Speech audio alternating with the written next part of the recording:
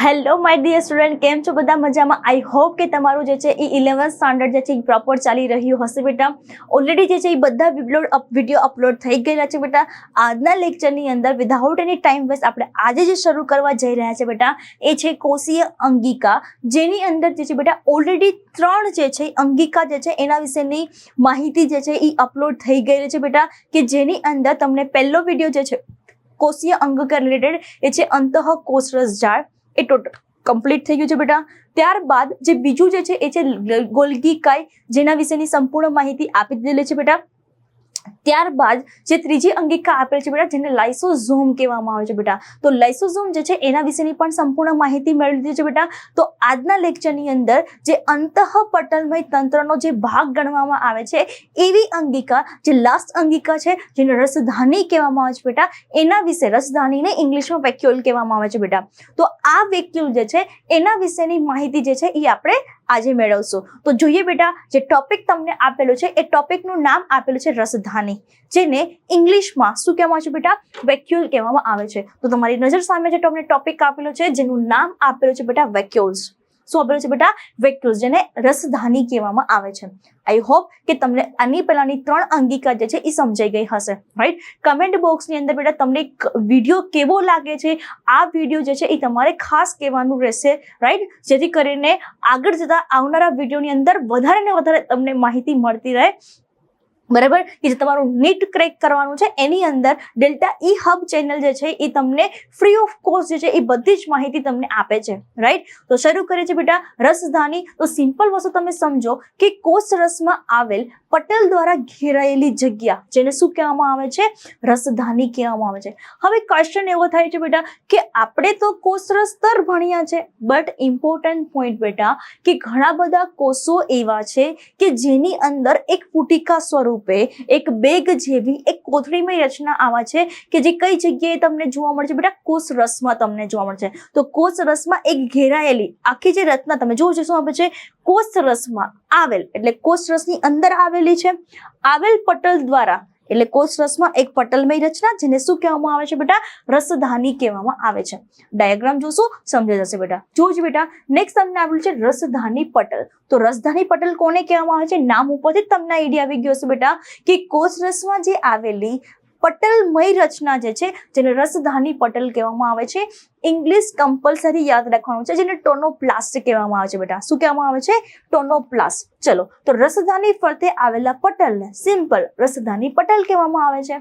ત્યારબાદ તમે જોઈ શકો છો બેટા કે સમજો કે આ એક કોષ રસમાં આવેલી એક પટલમય રચના છે બેટા. આ જે પટલમય રચના જે છે જેની અંદર ઘણા બધા જે છે નામ ઉપરથી જ અહીંયા તમને આપ્યું છે રસધાની, એનો મતલબ છે કે આની અંદર ઘણા બધા જે છે એ લિક્વિડ અથવા તો કોઈ દ્રવ્યો જે છે એ તમને જોવા મળશે, રાઈટ? અને આ જે દ્રવ્યો જે છે એ કયા કયા તમને જોવા મળશે જોવું જોઈએ. તો સિમ્પલ વસ્તુ તમને સમજો કે અમુક પ્રમાણમાં આપણને પાણી જોવા મળશે બેટા.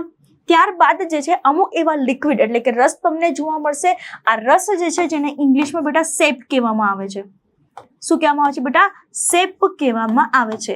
ત્યારબાદ ઘણા બધા ઉચ્ચક દ્રવ્યો આવેલા હશે અને ઉચ્ચક દ્રવ્યોની સાથે સાથે ઘણા બધા બિન ઉપયોગી દ્રવ્યો પણ હાજર હશે, રાઈટ? મેં તમને હમણાં જ કીધું એમ કે આ જે આવરણ જે છે જેને શું કહેવામાં આવે છે બેટા?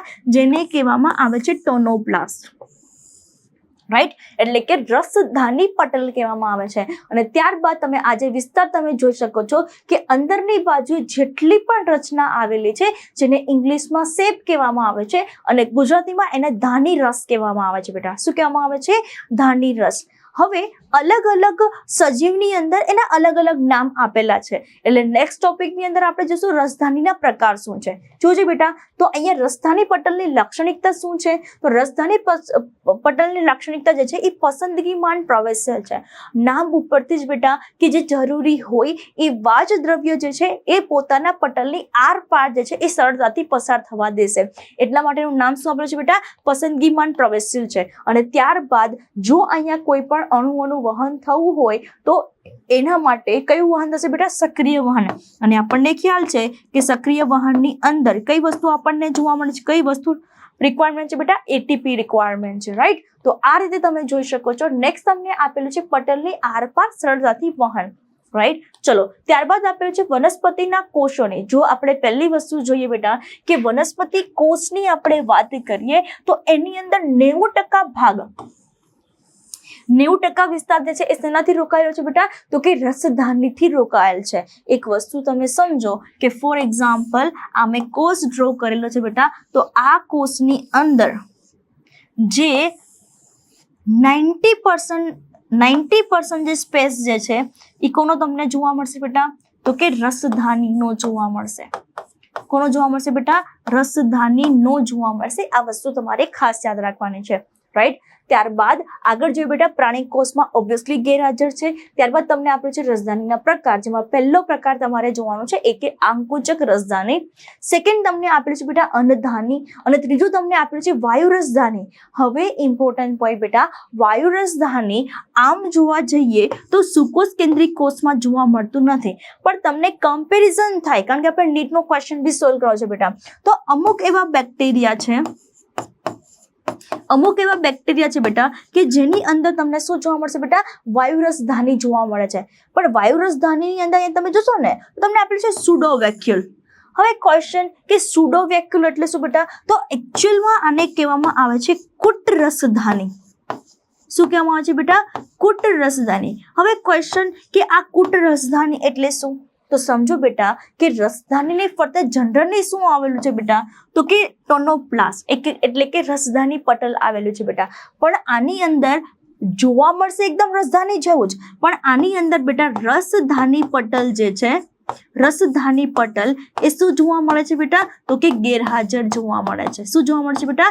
ગેરહાજર. એટલા માટે એને કુટ રસધાની કહેવામાં આવે છે, રાઈટ. તો તમે જોઈ શકો છો કે જેમાં પહેલું તમને આપેલું છે એ છે આંકુચક રસધાની. જોજો બેટા, આંકુચક રસધાની મોસ્ટલી તમને શેમાં જોવા મળશે બેટા? તો કે અમીબામાં હાજર જોવા મળશે, જેનું મુખ્ય કામ જે છે એ છે ઉત્સર્જન કરવાનું.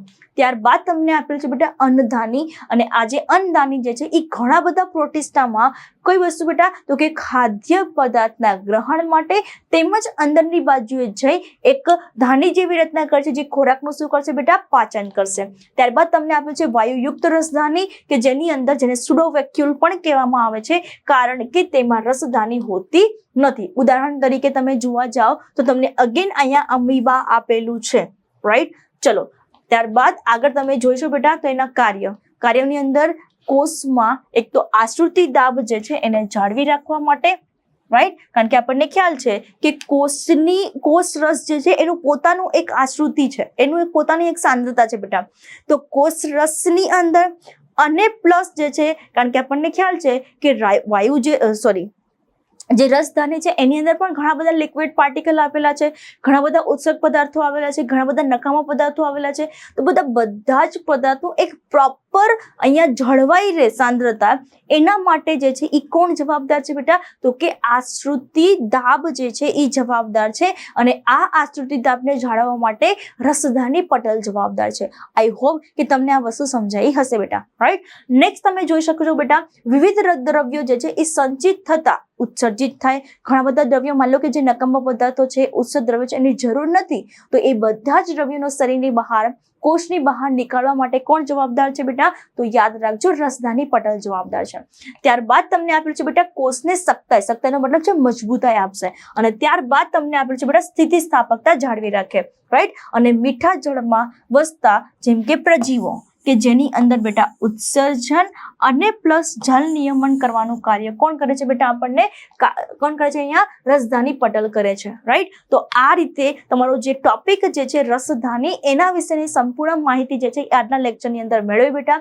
જો આની અંદર તમને કોઈ બી ડાઉટ હોય તમે કમેન્ટ બોક્સની અંદર કહી શકો છો, અને જો તમને વિડીયો કેવો લાગ્યો છે તો વિડીયોને જો ગમ્યો હોય તો વિડીયોને લાઈક કરવાનું ભૂલાય નહીં, ચેનલને બિલકુલ સબસ્ક્રાઇબ કરવાનું ભૂલાય નહીં બેટા, રાઈટ. અને તમારા ફ્રેન્ડ સર્કલને જેમ બને એમ જલ્દી ફોરવર્ડ કરો બેટા, કે જેથી કરીને ડેલ્ટા ઈ હબ ચેનલ ઉપર જે કોઈ અહીંયા ફ્રી ઓફ કોસ્ટ લેક્ચર આપવામાં આવે છે બેટા, એ બધા જ વિડીયો જે છે એ લોકો પણ જોઈ શકે, એ લોકો પણ આ ચેનલનો લાભ લઈ શકે બેટા, રાઈટ. તો મળીએ છીએ બેટા એક નવા ટોપિક સાથે નેક્સ્ટ લેક્ચરની અંદર. Thank you so much.